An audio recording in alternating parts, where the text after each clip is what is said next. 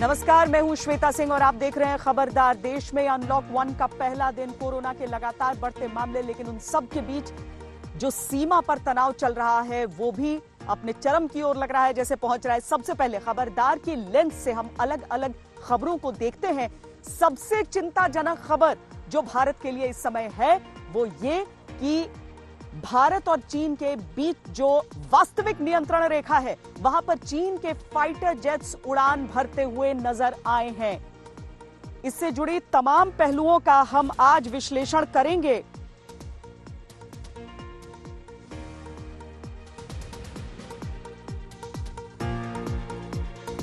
दरअसल आपको बताएं कि जिस तरीके से यहां पर हमें स्थिति नजर आ रही है उसमें वहां पर विमानों का उड़ना, भारी सैन्य साजो सामान और हथियारों का इकट्ठा होना।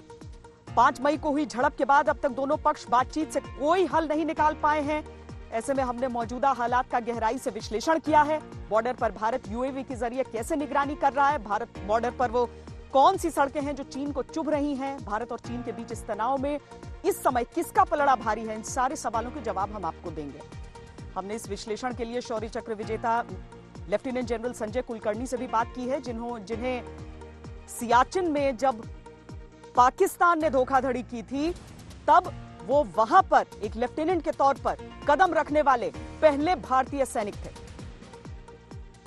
21वीं सदी के इस दौर में युद्ध सिर्फ सीमा पर नहीं, ऑनलाइन भी लड़े जाते हैं और चीन पाकिस्तान के साथ मिलकर भारत के खिलाफ साइबर वॉर लड़ रहा है। इस लड़ाई में गोलियां या मिसाइल नहीं चलती, झूठ की बोली और फर्जी तस्वीरें चलती हैं। सोशल मीडिया पर कैसे चीन ने अपनी पूरी ताकत झोंकी हुई है यह भी आपको पता होना चाहिए। इसके साथ ही आपको भारत की जासूसी करने वाले पाकिस्तानी षड्यंत्र की इनसाइड स्टोरी बताएंगे। पाकिस्तान हाई कमीशन के वीजा अधिकारियों ने कैसे आर्मी और सरकारी अफसरों को टारगेट किया, कैसे फर्जी नामों से आधार कार्ड बनवाए और पाकिस्तानी जासूस कैसे दिल्ली कैंट के अंदर घूमते रहे, ये सब आपको हमारी एक्सक्लूसिव रिपोर्ट से पता चलेगा। आज भारत के कोरोना वाले आंकड़े भी चिंता बढ़ा रहे हैं। भारत अब दुनिया के 7 सबसे अधिक कोरोना केस वाले देशों में से एक है। भारत में कोरोना के 1,90,000 से ज्यादा मामले सामने आ चुके हैं और आज ही अनलॉक 1 का पहला दिन था। आज कैसे लॉकडाउन वाला ताला खुला और दिल्ली के बॉर्डर को लेकर किस तरह कंफ्यूजन फैला, यह समझना भी जरूरी है। हमारे पास अमेरिका से हैरान करने वाले वीडियो आए हैं जो ये बताएंगे कि दुनिया की महाशक्ति अमेरिका गुस्से की आग में क्यों उबल रहा है। अमेरिका में एक अश्वेत व्यक्ति जॉर्ज फ्लॉयड की मौत के मामले में विरोध की आग फैलती जा रही है। पूरे अमेरिका में प्रदर्शन हो रहे हैं, हजारों लोग गिरफ्तार हो चुके हैं। वॉशिंगटन डीसी समेत 40 शहरों में कर्फ्यू लगाया जा चुका है। बात यहां तक पहुंच गई कि व्हाइट हाउस के सामने हो रहे प्रदर्शन के दौरान राष्ट्रपति डोनाल्ड ट्रंप को कुछ देर के लिए अंडरग्राउंड बंकर में ले जाना पड़ा। अमेरिका में वॉशिंगटन सहित 15 शहरों में करीब 5,000 नेशनल गार्ड्स की तैनाती की गई है।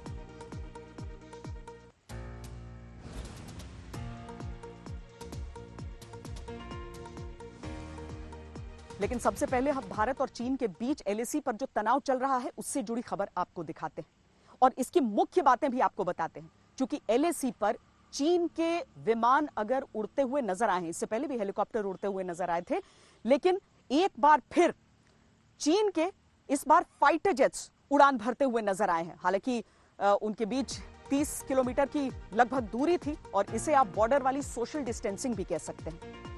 इसके साथ ही सैटेलाइट इमेजेस के जरिए जो तस्वीरें हमारे सामने आती हैं वो साफ साफ इस बात की तस्दीक करती हैं कि चीन की तरफ से भी और भारत की तरफ से भी वहां पर सैनिकों की उपस्थिति बढ़ी है, हथियारों को ले जाया गया है। हालांकि अभी तक वहां पर इस्तेमाल की नौबत नहीं आई है और बीते कई सालों से, और ये मिसाल दी जाती है इन दो देशों के बीच की, लेकिन हथियार वहां पर मौजूद है, ये स्थिति हमारे सामने स्पष्ट है। जिस तरीके से लगातार 5 मई के बाद से ये पूरा मामला बढ़ा है, इसे सुलझाने की भी जाहिर है बातचीत से कोशिश की गई है, लेकिन अभी तक उसमें कोई कामयाबी नहीं मिली है। मेजर जनरल स्तर पर बातचीत होनी है दोनों देशों के बीच, उम्मीदें टिकी हुई हैं कि किसी तरीके से ये गतिरोध खत्म भी हो।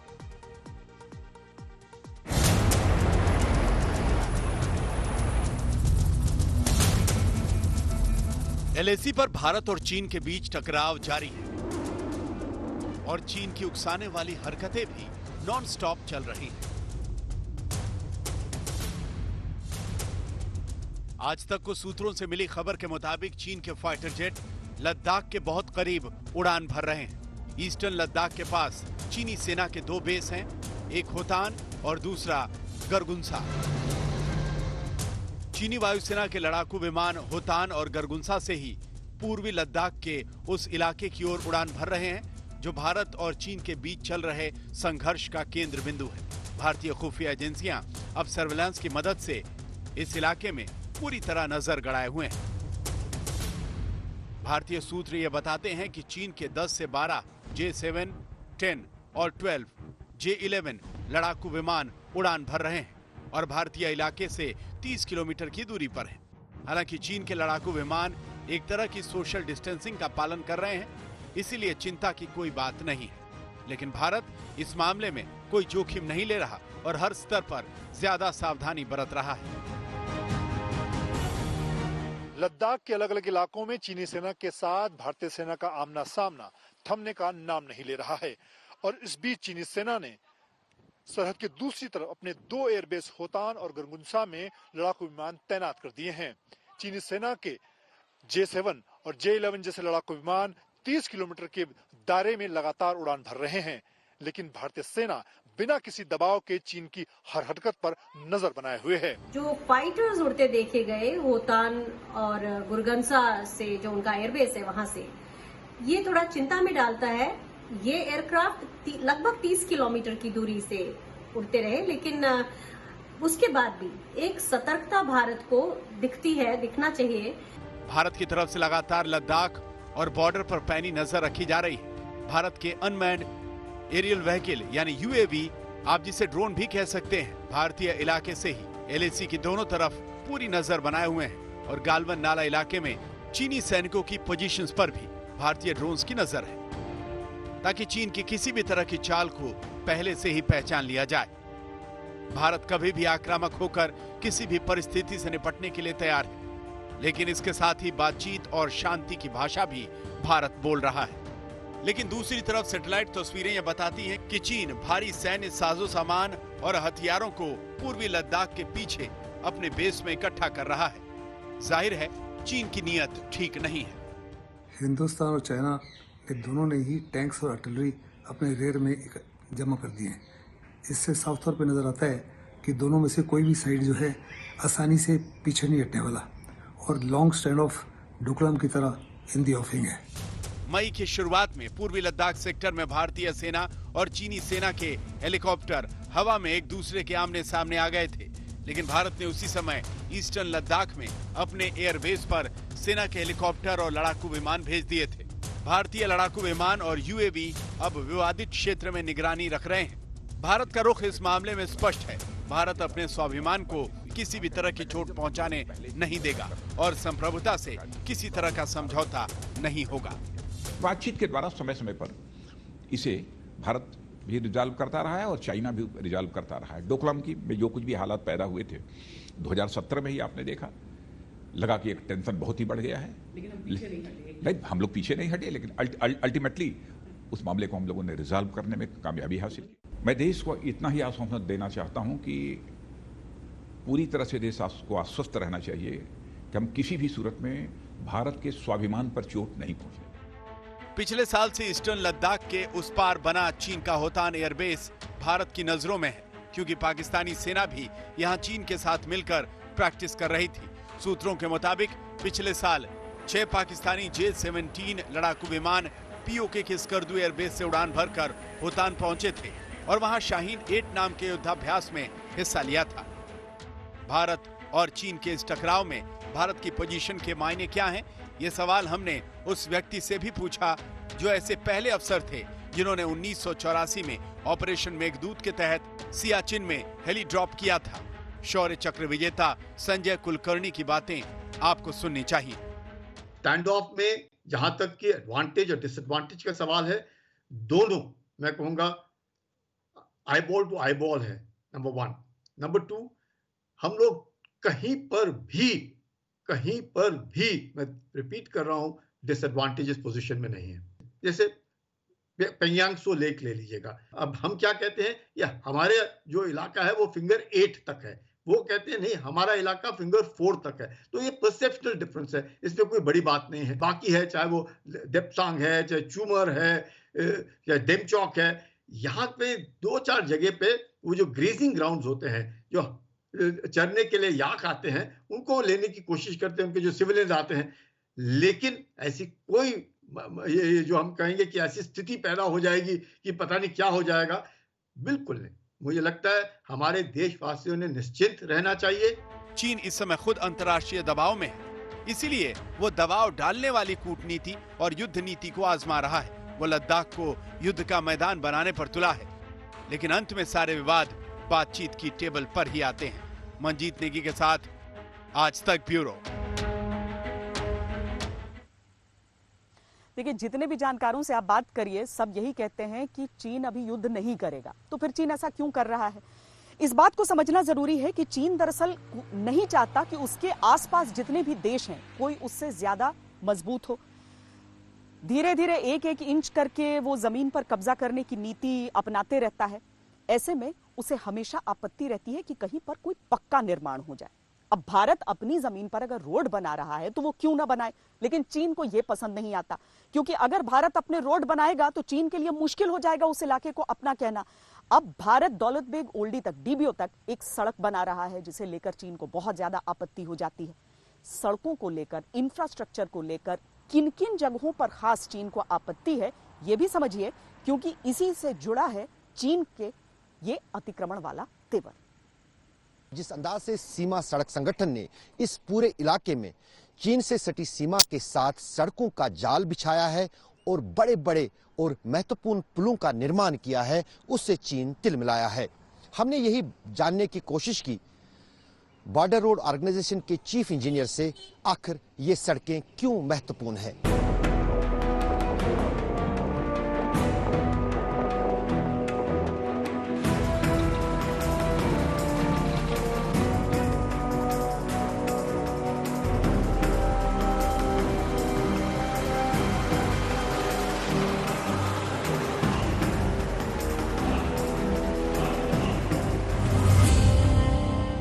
Durbuk, Shok and Daulat Beg Oldi Road is a strategic important road for India, and we have inducted in 2015 50 BRTF, which is solely looking after construction of this road. We are following new technology like cementitious base and sub base, and to enhance our speed of construction. And similarly, we are going in for class 70 equipment bridges, so that bridges can be launched and connectivity can be given fast at the fastest.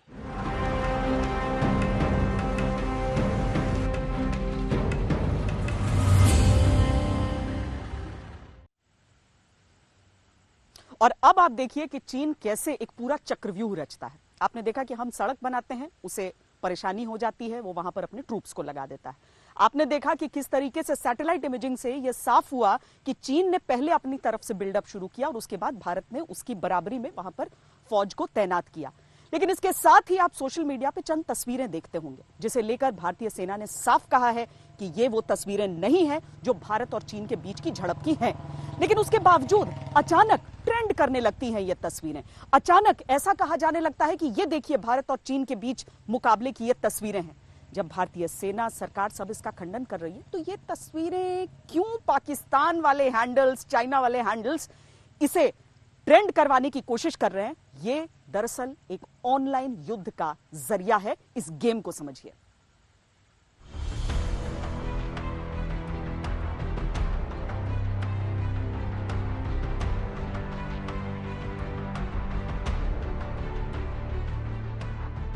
रणभूमि पर युद्ध नहीं, पर इसे आप एक online war समझिए। सीमा पर गोली नहीं, इसीलिए ऑनलाइन बोली से जंग जीतने की कोशिश है ये। और इस जंग में पाकिस्तान और चीन साथ साथ कर रहे हैं काम। अभी जो आप लद्दाख के अंदर देखेंगे, एक नया तरीका देखने को मिल रहा है, जहां चीनी और पाकिस्तानी हैंडल मिलकर एक कहीं ना कहीं भारत और चीन के प्रति जंग उकसाने का एक काम कर रहे हैं। दूसरा, एक ऐसा नैरेटिव पैदा कर रहे हैं कि भारत की सेना दबाव में है।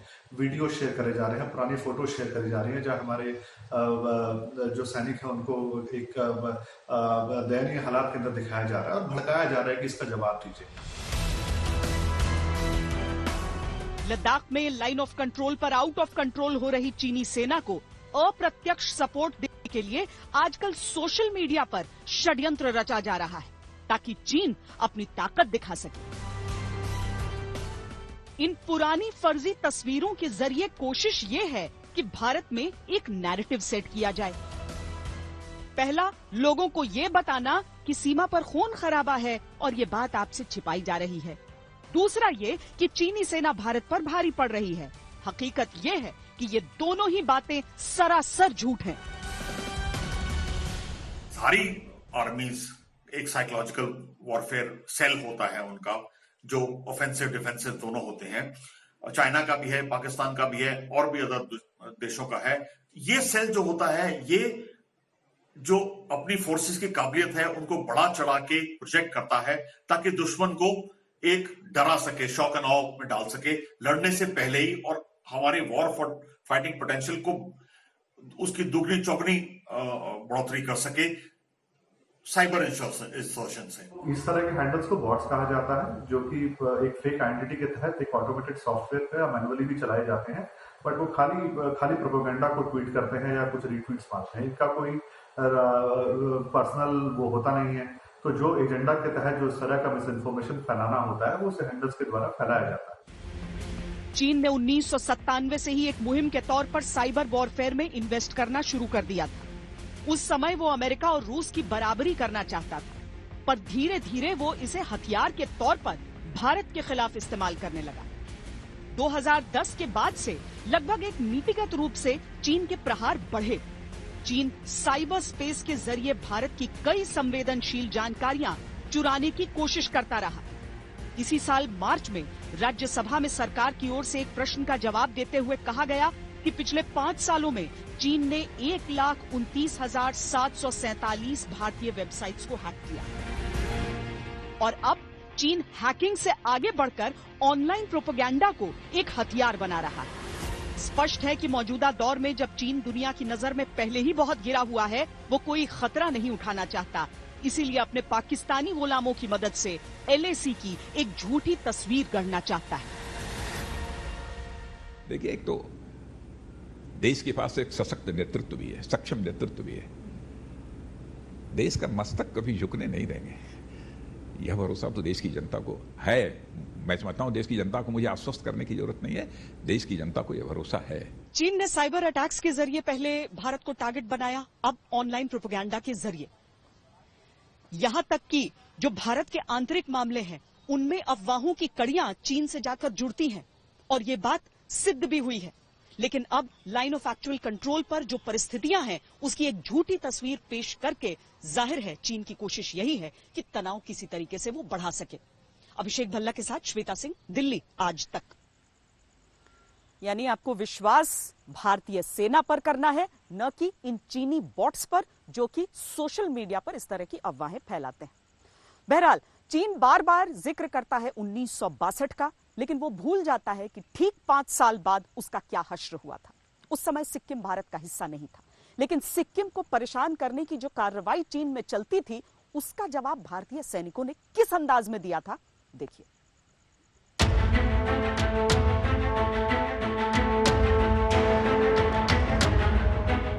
सेना का एक ऐसा टकराव जिसे नजरअंदाज नहीं किया जा सकता। भारत और चीनी सैनिकों के बीच हिंसक झड़प, सेनाओं की तैनाती, युद्ध की आहट तो है, लेकिन एक भी गोली नहीं चली। चीन पीछे हटने को तैयार नहीं और भारत के लिए तो पीछे हटने का सवाल ही नहीं उठता। ऐसे हालात में इतिहास का एक सबक याद रखना जरूरी है। आपको उस दौर में ले चलते हैं जब पिछली बार भारत और चीन के बीच गोलियां चली थी। ये एक ऐसा युद्ध था जिसमें भारत ने चीन को शर्मिंदा कर दिया था और इसके बारे में बहुत कम लोग जानते हैं। सितंबर 1967, नाथुला।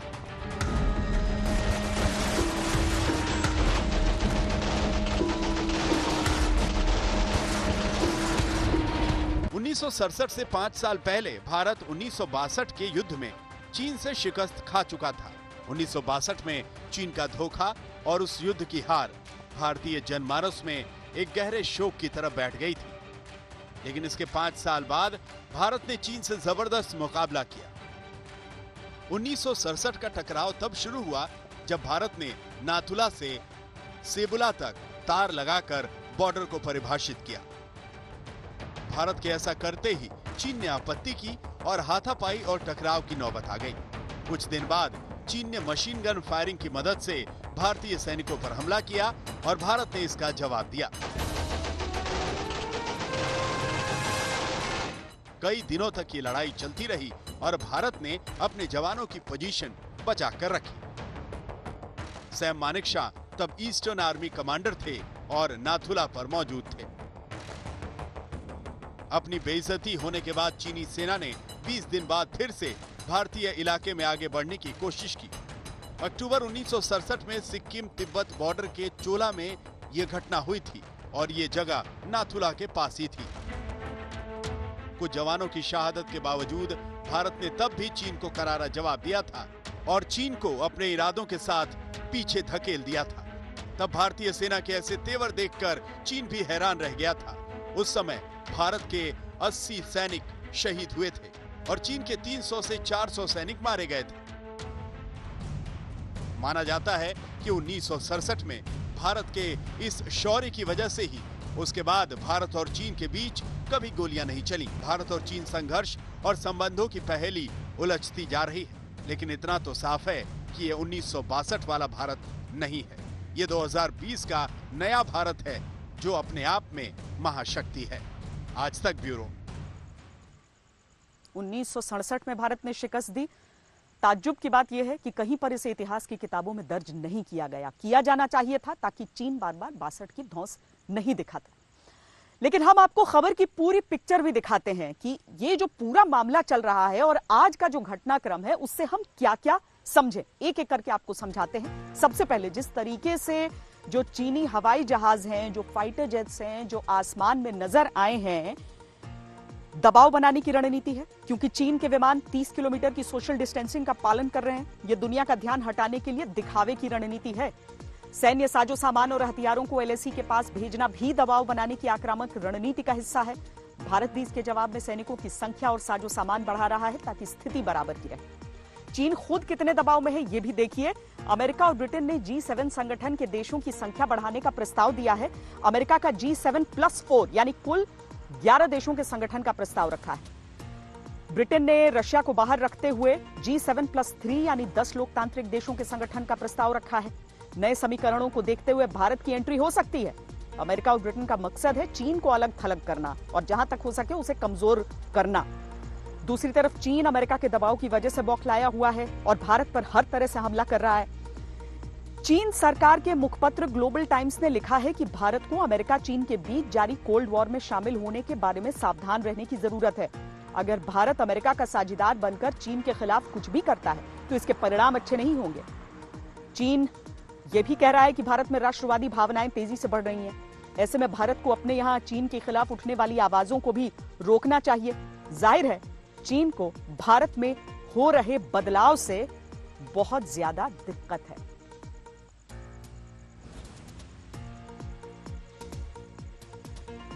यानी इतना स्पष्ट समझिए कि अगर चीन ये हिमाकत भी करता है कि वो युद्ध करे तो सारी दुनिया एक तरफ और चीन एक तरफ। हां, चीन के साथ एक पाकिस्तान जरूर जाएगा, क्योंकि पाकिस्तान चीन को इनडायरेक्ट सपोर्ट तो दे ही रहा है। आज पाकिस्तानी जासूस पकड़े गए हैं दिल्ली में और ये बेहद जो सटीक ऑपरेशन किया गया है उसके जरिए यह समझ में आया, जो कि हाई कमीशन में यहां पर दिल्ली में पाकिस्तान हाई कमीशन में नियुक्त कर्मचारी के तौर पर थे, वीजा ऑफिसर्स के तौर पर, वो दरअसल आईएसआई के ऑपरेटिव थे और कैंट एरिया में घूम घूम कर जानकारियां इकट्ठा करने की कोशिश करते थे।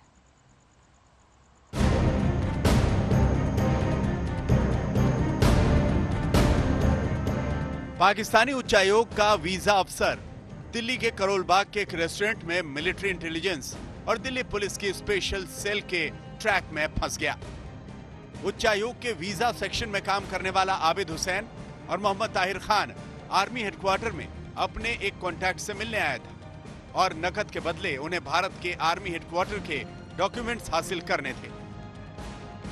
पाकिस्तान के पंजाब के निवासी आबिद हुसैन और इस्लामाबाद के निवासी ताहिर और पाकिस्तान के पंजाब के भक्कर शहर के निवासी उसके ड्राइवर जावेद हुसैन के खिलाफ ऑफिशियल सीक्रेट एक्ट के तहत केस दर्ज कर लिया गया है और भारत ने उन्हें निकाल बाहर भी किया है।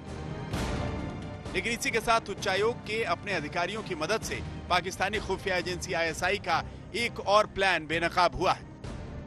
आज तक को मिली जानकारी के मुताबिक आबिद हुसैन और ताहिर खान सेना के अधिकारियों और सरकारी अधिकारियों को उनके उन रिश्तेदारों के जरिए फंसाते थे जो पाकिस्तान का वीजा हासिल करने आते थे। वीजा अफसर होने की वजह से दोनों पाकिस्तान का वीजा चाहने वालों के रिश्तेदारों की जानकारी पा जाते थे और फिर उनसे संवेदनशील जानकारी हासिल करने की उम्मीद हो तो उनमें मेल जोल बढ़ाते थे। इन पाकिस्तानी अधिकारियों ने नसीर गौतम नाम के दिल्ली के पते पर आधार कार्ड बनवा रखा था, जिसकी मदद से ये दिल्ली कैंट की गोपीनाथ और सदर बाजार में बेरोक टोक आते जाते थे। आबिद और ताहिर के संपर्क में आए तकरीबन 1 दर्जन लोगों से सेना और दिल्ली पुलिस पूछताछ कर रही है। इनमें से कम 2 युवा सैनिक हैं जिसने रावलपिंडी के IP एड्रेस से फेसबुक पर वीडियो चैट की थी और उन्हें हनी ट्रैप में फंसाने की कोशिश हुई थी। सरकार इस समय एक सूची तैयार कर रही है उन सरकारी अधिकारियों और जवानों की जो पाकिस्तान उच्चायोग के इन दोनों वीजा अधिकारियों के संपर्क में थे। कहा यह जा रहा है कि इन दोनों अधिकारियों ने एक इसी तरह की सूची रावलपिंडी भेज दी थी और वहां बैठे फेसबुक पर, सोशल मीडिया पर, ट्विटर पर, व्हाट्सएप पर कुछ भारत में अधिकारियों और जवानों से संपर्क साधने का प्रयास भी किया जा रहा था। क्या इसमें ISI को सफलता मिली? ये अब एक जांच का विषय है। मिलिट्री इंटेलिजेंस और दिल्ली पुलिस की स्पेशल सेल ने जब दिल्ली के रेस्टोरेंट में आबिद हुसैन को पकड़ा तब मोहम्मद ताहिर खान ने भागने की कोशिश की। वो अपनी डिप्लोमेटिक नंबर प्लेट 89CD106 वाली टोयोटा कोरोला ऑल्टिस गाड़ी की ओर बढ़ा, तभी उसका रास्ता रोका गया और टोयोटा कोरोला गाड़ी की खिड़की का शीशा तोड़ा गया। आबिद और ताहिर के साथ उनका ड्राइवर जावेद भी पकड़ा गया है जो उनके इस जासूसी रैकेट में शामिल था। जासूसों के पास से आईफोन बरामद किया गया है और उसकी जांच की जा रही है। पाकिस्तान को लगता था कि इस समय हिंदुस्तान बड़े पैमाने पर इन्वॉल्व है कोरोना के साथ में, चाइना के साथ में और लाइन ऑफ एक्चुअल कंट्रोल पर और लाइन ऑफ कंट्रोल पर, और इसका फायदा उठाकर वो इस माफी की कार्रवाई कर रहे। इसमें भी वो विफल हुए। इन डिप्लोमेट्स की जो कार्रवाई थी ये इंटरनेशनल नियमों के खिलाफ है। हिंदुस्तान ने इन दोनों को पर्सोना नॉन ग्रेटा डिक्लेयर किया है और इनको कहा है कि 24 घंटे के अंदर अंदर देश से निकल जाना। भारतीय जांच एजेंसी के मुताबिक आबिद हुसैन की वीडियो रिकॉर्डिंग भी है जिसमें वो सेना के बारे में जानकारियां इकट्ठा करने की कोशिश कर रहा था। पाकिस्तान इस समय पे जब इंडिया के पूरे एनर्जी और फोकस जो है लाइन ऑफ एक्चुअल कंट्रोल पर है तो जरूरी बात है पाकिस्तान इसका फायदा उठाएगा। ISI का वीजा अधिकारी ताहिर 2016 से भारत में है। आबिद 2019 में भारत आया था। अब मिलिट्री इंटेलिजेंस और इंटेलिजेंस ब्यूरो दोनों के लिए ही बड़ी चुनौती होगी यह पता लगाना कि पिछले 4 वर्षों में ये किन किन भारतीय लोगों के संपर्क में थे, वीजा देने के बहाने किन के रिश्तेदारों से दोस्ती साधी और क्या क्या जानकारी वो ले पाए। कैमरामैन कृपाल सिंह के साथ गौरव सावंत, दिल्ली आज तक। अमूमन इस तरह की कोई भी चीज सामने आती है तो पाकिस्तान की तरफ से सीधे उसका खंडन किया जाता है, लेकिन इस बार इतना आसान नहीं होगा क्योंकि स्टिंग ऑपरेशन का वीडियो ऑडियो समेत भारत के पास है। बहरहाल हम आपको अब अमेरिका लिए चलते हैं और वहां की तस्वीरें दिखाते हैं जो वाकई बहुत हैरान करती हैं कि एक महाशक्ति में भी क्या इस तरह के दंगे हो सकते हैं। दरअसल श्वेत अश्वेत के बीच का जो टकराव है, संघर्ष है, वो आज का नहीं सदियों पुराना है वहां पर।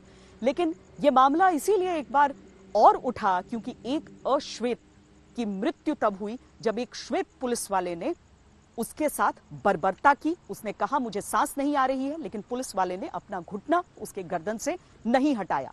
उसके बाद जो चिंगारी भड़की वो अमेरिका के अलग अलग राज्यों तक पहुंच गई। जब व्हाइट हाउस के सामने प्रदर्शन हो रहा था तो स्थिति यहां तक आ गई कि डोनाल्ड ट्रंप को एक बंकर में भी रखना पड़ा।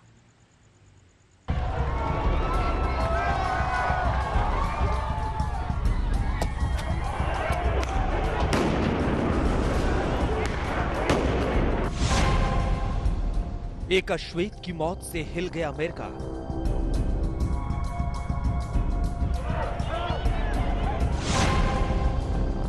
हिंसा की आग में चल रहा है अमेरिका।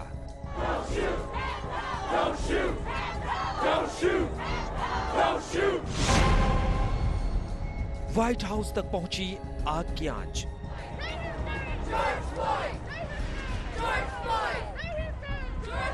अमेरिका की सड़कें गुस्से से उबल रही हैं।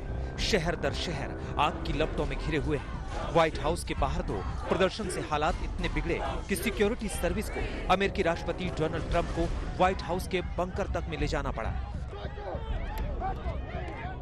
वजह है पुलिस की बर्बरता में अश्वेत जॉर्ज फ्लॉयड की मौत। हालात इतने बदतर हैं कि कोरोना के कहर से बेहाल अमेरिका अब एक महामुसीबत में घिर गया है।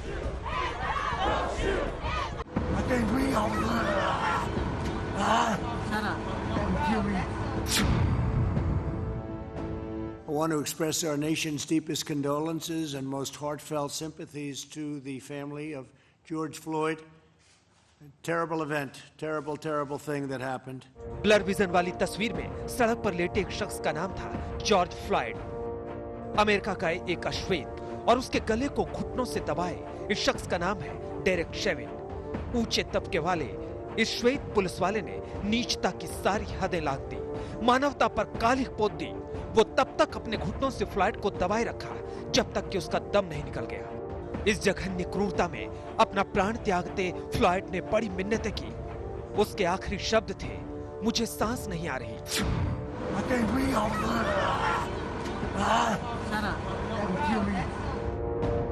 उसने अपनी मां का भी वास्ता दिया, लेकिन काट कलेजा शेविन के चेहरे पर शिकन तक नहीं आई।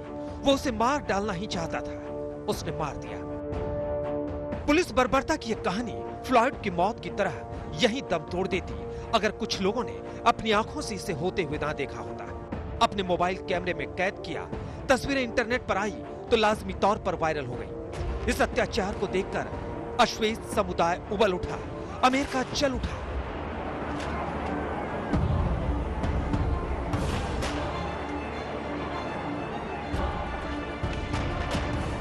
हालांकि डेरेक को गिरफ्तार किया गया। इस हत्यारे को उसकी पत्नी भी छोड़कर चली गई। चंद दिनों में ऑफिशियली तलाक भी हो गया। लेकिन गिरफ्तारी या तलाक इतनी घिनौनी करतूत की सजा नहीं हो सकती। ऐसे सिरफिरे को फांसी से कम क्या होना चाहिए? जॉर्ज फ्लॉयड का कसूर क्या था? पुलिस वाले ने क्यों उसका गला घोट दिया? क्या उसे अश्वेत होने की सजा दी गई? बताया जाता है कि 25 मई की शाम जॉर्ज फ्लॉयड ने एक दुकान से सिगरेट खरीदा था। दुकानदार को शक हुआ कि जॉर्ज ने उसे नकली डॉलर दिया है। शाम 8:01 पर दुकानदार ने पुलिस से इसकी शिकायत की। दुकानदार ने यह भी कहा कि जॉर्ज शराब के नशे में है। इस कॉल के कुछ ही देर बाद 2 पुलिस वाले वहां पहुंच गए। ये तस्वीरें उसी वक्त की हैं। तस्वीरें देखिए, जॉर्ज की कार से पहले 2 लोग निकलते हैं और फिर पुलिस वाले उसे निकालते हैं। जॉर्ज के दोनों हाथ पीछे की ओर हैं। ऐसा लग रहा है जॉर्ज के हाथ में हथकड़ी लगाई गई है और वो इसका विरोध कर रहे हैं। इसके बाद जॉर्ज को दूसरी तरफ ले जाते हैं। इसके बाद की तस्वीर सीसीटीवी में नहीं है। कुछ मीडिया रिपोर्ट के मुताबिक जॉर्ज जमीन पर गिर गया था और वो पुलिस से कह रहा था कि उसे बंद जगह से डर लगता है। तभी वहां आरोपी पुलिस वाला डेरेक वहां पहुंचता है और फिर जो कुछ हुआ वो अमेरिका का काला इतिहास बन चुका है। आज तक ब्यूरो। अमेरिका की स्पेस हिस्ट्री में आज एक नया पन्ना जुड़ गया है। वहां पर पहली बार ऐसा हुआ है कि एक प्राइवेट कंपनी के साथ यह संभव हुआ है कि कोई आईएसएस तक जा सके। अमेरिका की प्राइवेट कंपनी स्पेसएक्स ने अपने खास रॉकेट से 2 अंतरिक्ष यात्रियों को 31 मई को इंटरनेशनल स्पेस स्टेशन पहुंचाकर इतिहास रचा। शनिवार को स्पेसएक्स ने नासा के साथ मिलकर अपना पहला मानव मिशन लॉन्च किया था, जो रविवार को कामयाब हो गया। नासा के 2 एस्ट्रोनॉट स्पेसएक्स के खास क्रू ड्रैगन के जरिए वहां पर पहुंचे थे।